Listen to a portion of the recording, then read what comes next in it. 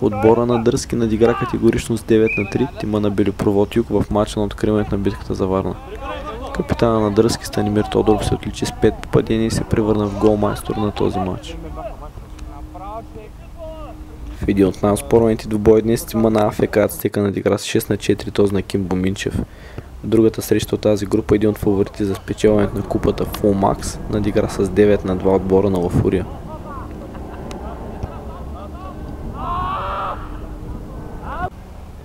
Голмайстор в турнира след първия ден е Тодор Дамянов от отбора на Драконите, които разгромиха с 4-21 футболистите на ФК Делфините.